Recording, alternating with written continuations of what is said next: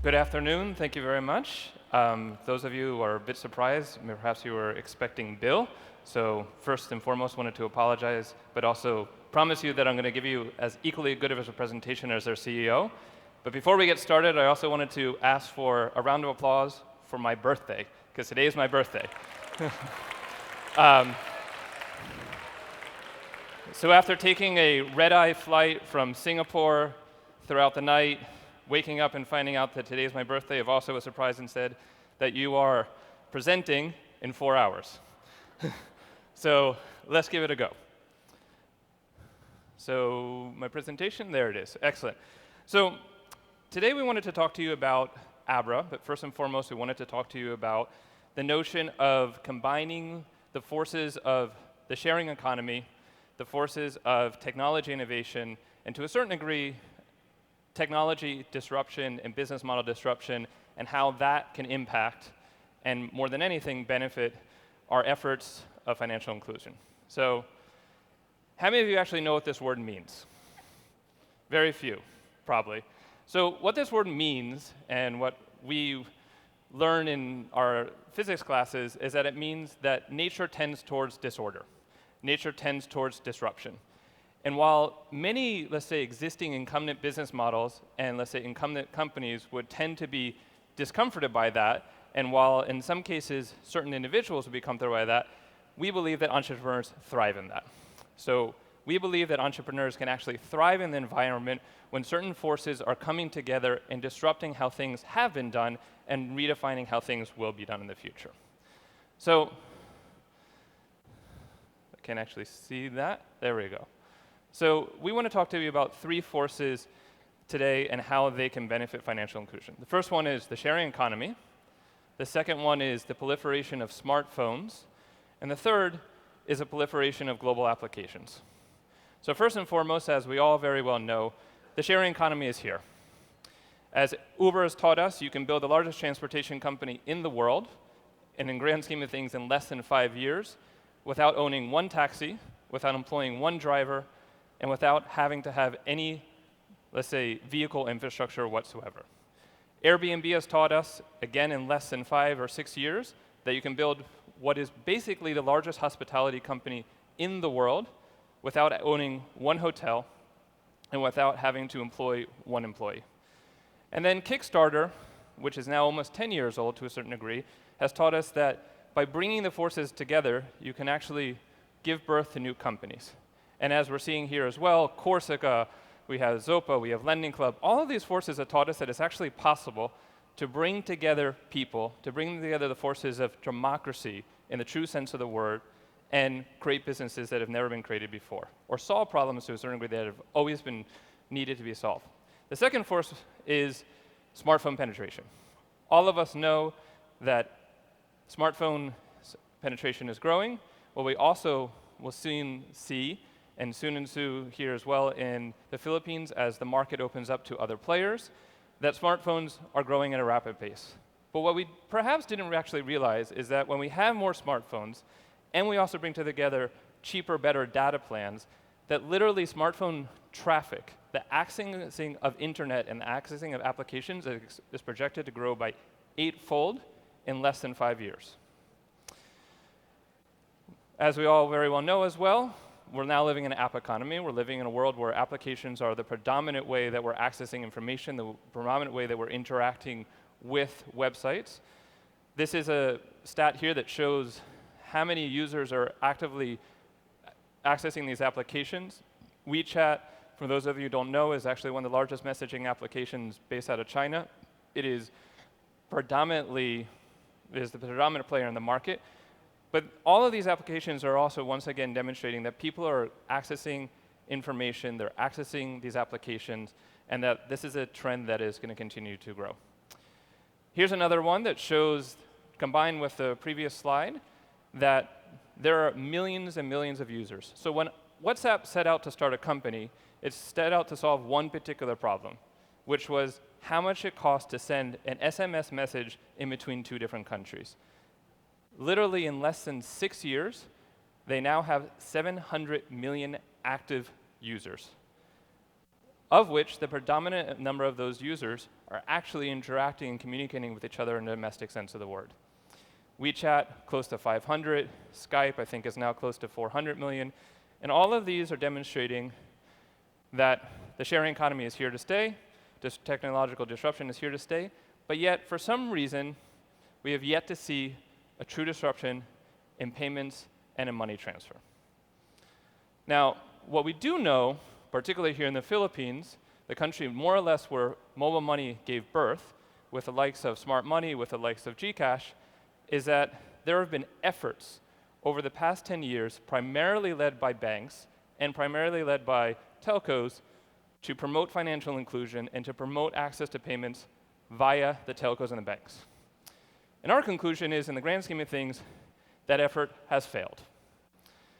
250 mobile money applications, or let's say efforts, initiatives, as you may call it, across the world, and one effort, M-Pesa. All of us have heard about M-Pesa. All of us are, to a certain degree, to the point of nausea that we continue to hear the example of M-Pesa, but what very few people actually know is that M-Pesa represents 15% of all volume going through 250 mobile money initiatives. So in relative terms, we would actually argue that despite these efforts, they have failed. But why should we care? In the grand scheme of things, most of us in this audience have a debit card, most of us have a credit card, most of us have no issues with moving money or making payments. But our reality is not the reality of the vast majority of people. Here in the Philippines, it's estimated that 85% of the population does not have access to financial services, does not have access to the digital economy, and while they are using the likes of the pawn shops, or they're using the likes of informal networks, the reality is what is happening here in the Philippines, which is the 5th largest inbound market for remittances, is not unlike what's happening in the vast majority of emerging markets. Now, official stats would suggest that the entire global remittance market is approximately $500 billion. $500 billion going in between the likes of richer countries to the likes of what we would call poorer countries, and the livelihoods depend upon that movement of funds.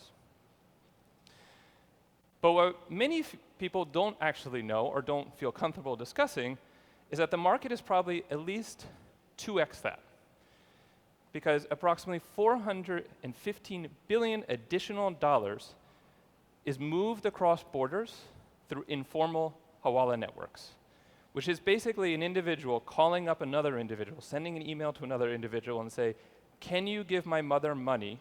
I will get it to you in some other way. Here in Southeast Asia, in conversations that we've had with business leaders, in conversations we've had with government officials, in conversations we've had with development individuals, they actually estimate that 25% of domestic GDP is moved through informal hawala networks. And what does that actually demonstrate? That despite the efforts of the telcos, despite the efforts of banks, despite the efforts, in the grand scheme of things, of governments, and numerous applications that are out there, there are still millions of people that do not have access to the same payment services that we have access to. Now, for those that do have access to payment services, many of us, primarily those living in markets where things are more expensive, where we have an interest in buying a plane ticket from another country, or we have interest in buying something from another country, are involved in what is called cross-border e-commerce. So when we purchase something from the Amazon site in the United States, and we have it shipped to us by someone, or when we send it to a forwarding address in the United States, that is called the cross-border commerce market. Now this is a stat that says that the percentage of where cross-border commerce is happening, and the reason that that is happening is because things are cheaper, there's access to more products, but fundamentally what we also probably realize, many of us that even are in this segment A, have 4 credit cards, are making very good money, that probably in most cases, between 10 and 20% of the time that we try to use our credit card to conduct those transactions, it's declined. It's declined because we're transacting from a high-risk country. It's declined because the fraud models in the United States are not adequate to accept the Philippine credit card, to accept the card from Indonesia, and as a result, we do not truly have access to the world of commerce that everyone else has access to. So what are people buying? Fairly obvious, interesting enough. Many of cross-border commerce is moved by women. Not surprising. Buying clothes, buying health and beauty products, etc. And consequently, you bring yourself, well, why is it that when all of these things are happening, so when we talk about what we're doing, we say we're not creating a problem that doesn't exist. And we're not solving something that people are not able to solve already. The vast majority of people, as we've seen, are already sending money. The vast majority of people are hacking a way to facilitate cross-border commerce. The vast majority of people are facilitating a way to get money from UAE back to Mumbai, back to Manila, or from UAE to Mumbai. The reality is that the market exists. What also is true is that it's extremely painful and not necessarily efficient. So what Abra set out to do is to solve those problems. How could you create a single application, an app, that allows people to send and receive money anywhere in the world, in any currency, by only knowing the other person's phone number? How could you build the WhatsApp of money movement? Impossible, right? Technologically impossible. No one would actually get it. Well, Abra has done it.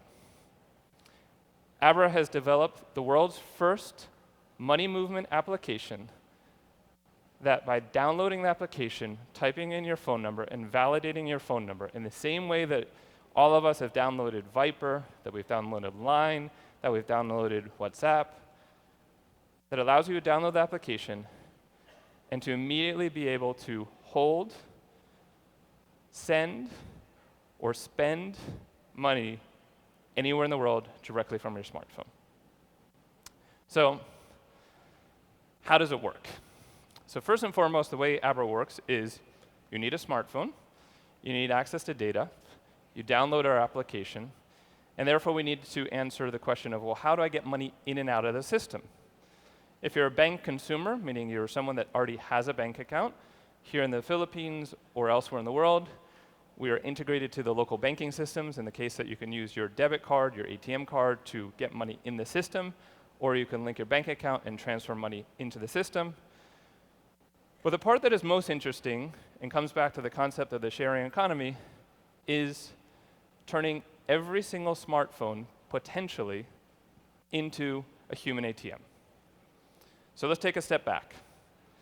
Western Union will tell you that they are the largest money transmitter company in the world, and the reason that you cannot compete with them is because they have 500,000 locations. It took them 130 years to build out 500,000 locations. It's taken us as a society in the modern world 30 years to have 4 million, yes, only 4 million ATMs globally.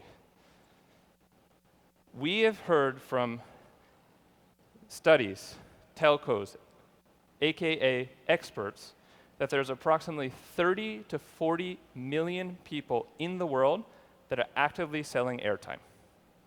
And Abra is on a mission to turn every single one of those locations into a human ATM. So how does that work? The way it works is you first open up the application, you find an Abra teller. On the map, you'll see the teller location, you'll see what price the teller is going to charge you to get money in and out of the system. The beauty of our system and our belief is that we've completely changed the model, but actually very similar to the model that exists for Palala here with Smart Money. You pay to get money in the system, and you pay to get money out of the system. Now, the other difference, however, is that every single teller in this system sets his or her own price to facilitate that conversion from physical paper cash to digital cash. So in the money transmitter model, how does it work? The company, the facilitator of the service, sets the price. And as prices tend to go down, the margins of those agents or of those windows that are facilitating the movement of funds their margin gets cut in half every time price gets cut in half. Where in Abra's model, each individual teller gets to set their own price. So if you happen to be in a far-off village, you charge a little bit more. If you're in downtown Manila, you charge a little bit less because the market dynamics will change the price. Once you have funds in the application, you're able to send it to anyone else that has application. So it works very similar, if not equally the same as WhatsApp. As soon as your friends, your family, whoever it might be, has application, the money goes between your smartphone and their smartphone. If they don't have it, you forward them an invitation, they download the application, and they're good to go. And they receive the money. At the moment that they receive the money, again, what do? They push it to their bank account if they happen to be a bank consumer.